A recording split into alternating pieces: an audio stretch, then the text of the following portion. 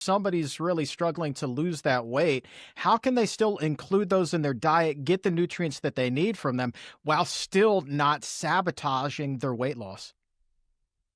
Well, we're talking these days about GLP-1 inhibitors, right? And how everybody's taking these GLP-1 inhibitors to lose weight.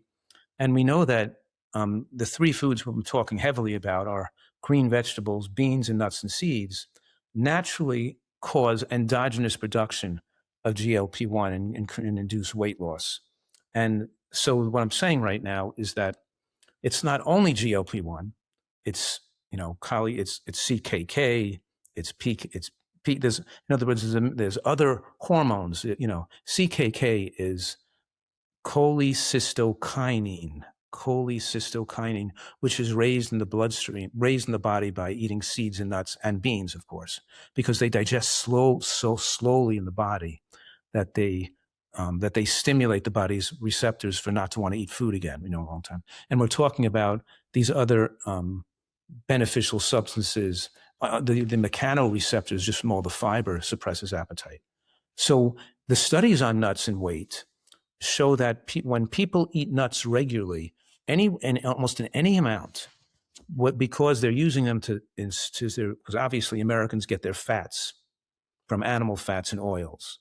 So when people are using nuts as a source of fat, now you have about a 30% loss of calories compared to oils or animal fats. 30% loss because obviously the nuts and seeds fats are bound in tight membranes and slowly are fed to the bloodstream over like 3 to 4 hours, not spiking the lipemic load of the meal, right? So the oils. So number one, they're very satiating. They increase the term is satiety. You don't really feel like eating a lot. Eat a little bit of nuts.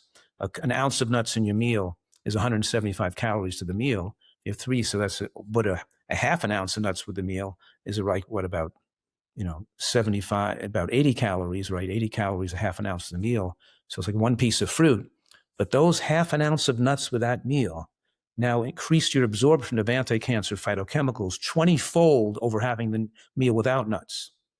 And nuts and seeds as regularly compared, right? So nuts and seeds, those extra, we're talking about half an ounce to an ounce with a meal, somewhere between 80 and 180 calories in that range, right? Had dramatic effects at making you desire less calories and being satisfied now with a 400 or 500 calorie meal. You don't have to go after an 800 calorie meal, which you wanted when you put oil and sugar on your diet, right? So more addictive stuff.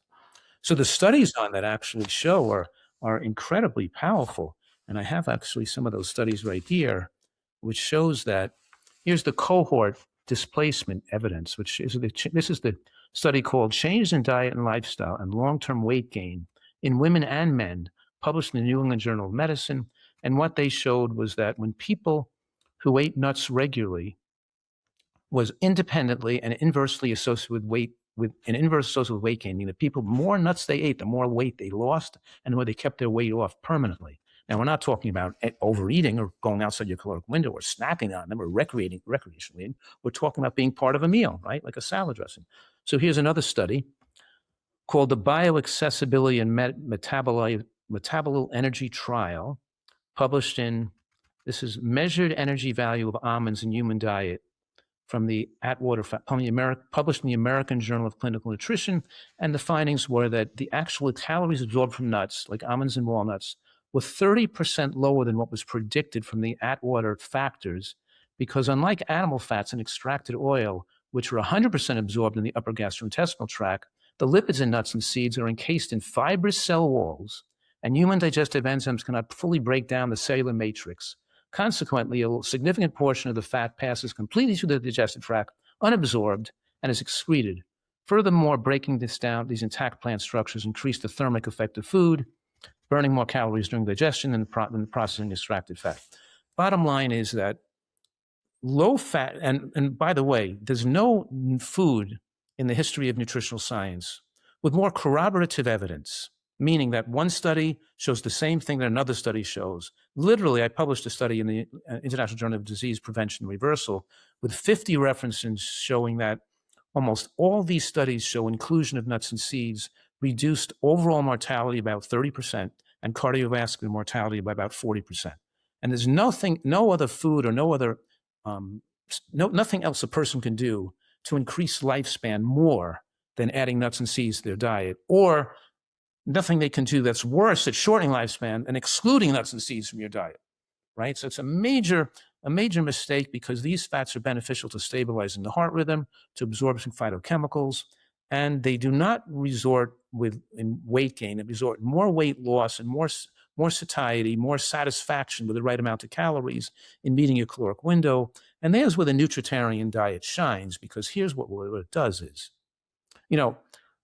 maybe you should eat a certain amount of calories. Maybe this person should eat maybe that person should eat 1,500, but they're not desiring 1,500. They feel like eating 1,800 when they should eat 1,500. They feel like eating 2,000 when they should be eating 1,800. They always feel like eating more. It's because they're not eating the right combination of foods. And I'm saying, when you eat the right combination of these high nutrient foods with these fibers and cellular matrix, then you are comfortable and satisfied eating the right amount of calories.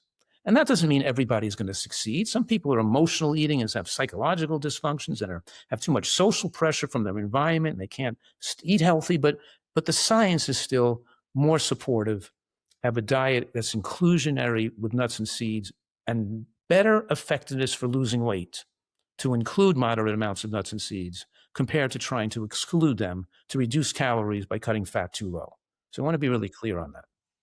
And you mentioned almonds specifically in that one study. Do you think that those benefits that were cited in the almond study in particular, do those hold true for other forms of nuts and seeds?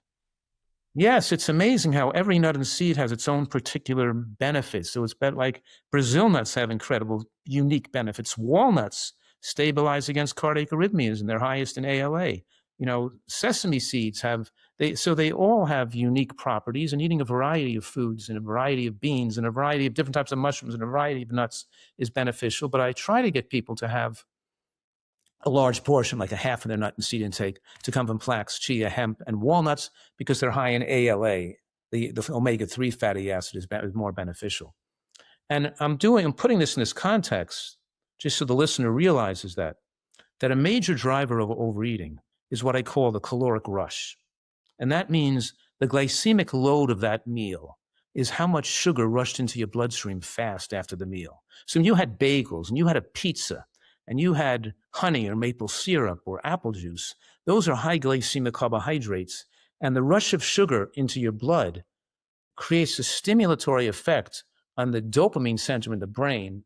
And it drives you become habituated to desiring those caloric rush and feeling empty or unsatisfied unless you eat foods that pour a lot of calories into the blood at one time. So that's called the glycemic load, is one component of the caloric rush. The second component of the caloric rush is the lipemic load. The lipemic load is how much fat goes in your bloodstream. And as I'm explaining here, when you eat oils or animal fats, that's absorbed within 10 minutes. You have a spike of fat in the blood.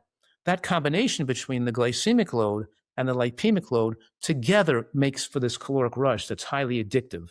And people go after it. They want to eat fried foods and put oil on everything. And they want to put sugar and put sweeteners. And they want to they're addicted to sugar because they create a high caloric rush, and they feel empty or unsatisfied if they have a meal without that caloric rush. Now, nuts and seeds, because they're absorbed over 4 hours or so, and all the calories are not even absorbed, only put 1 calorie a minute into the blood, right? They only come in slowly into the blood. They don't spike calories in the blood. They're not addicting. They're not going to make you wanting to duplicate. You're not going to be satisfied. So if you have a salad and some beans in the salad and some nut and seed based dressing and a mango for dessert, you may feel unsatisfied. You need a piece of pizza. I need some strips of bacon. I need some candy bars. You need something because you didn't get your caloric rush. So it could take a person, a month or a few months to get rid of the desire to have the caloric rush. In the meanwhile, they're feeling like they're empty, even though they're overeating calories, even though they're eating adequately. So the caloric rush is not the only part of the addictive cycle, but it's an important part of the addictive cycle. And people can't sustain and instinctually desire the right calories and stay with the right calorie load for the rest of their life unless they dehabituate or get rid of their desire for these high caloric rush foods.